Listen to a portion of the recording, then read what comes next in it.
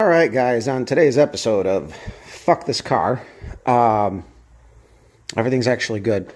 We worked on the Suburban, and I don't know if I ever showed you guys the setup I had in the Suburban. I'll post up some pictures, but essentially the Suburban is like a rolling hotel with a part supply store in it. And usually I would have to take everything out of the Suburban, set up my, I would call them, they're almost like table leafs. I would have a platform and everything.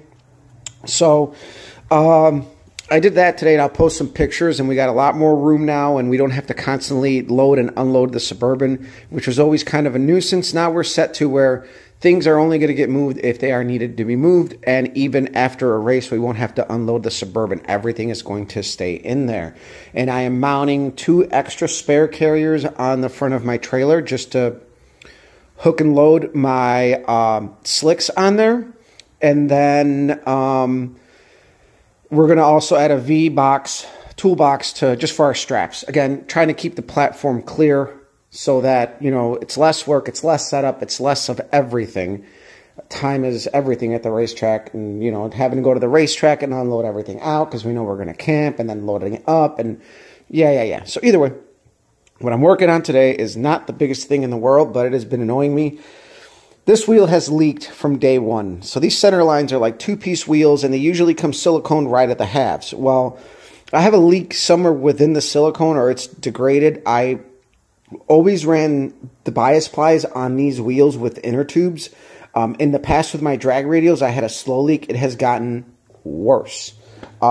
This wheel has a slow leak, but not nearly as bad for me to worry about. That one, we just keep an eye on it, but this one, that one has to eventually get done.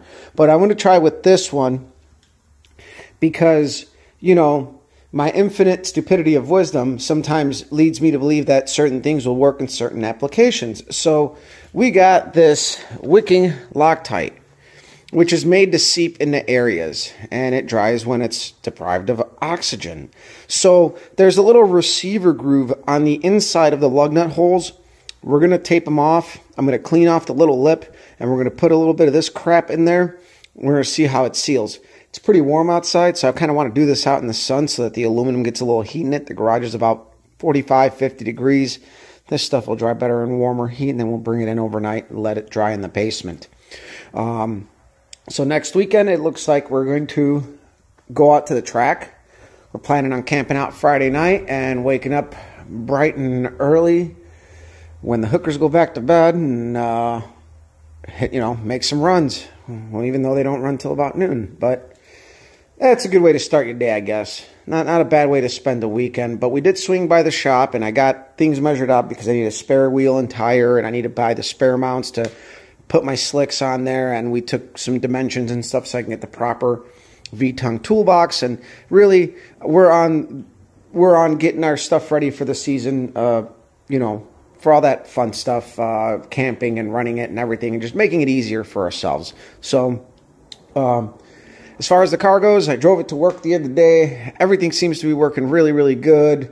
No noises. I think the transmission should be good. And if not, well, we have time to swap out that one, which is brand new. And we got that, freshened up 5,000 stock converter. That shouldn't hurt anything in the least bit. So I hope you guys like this little Easter update. I'm sure many of you are spending time with your family and loved ones. I am not, because nobody loves me, so it's fine. So share, like, subscribe, follow me on Instagram. We'll see you guys around.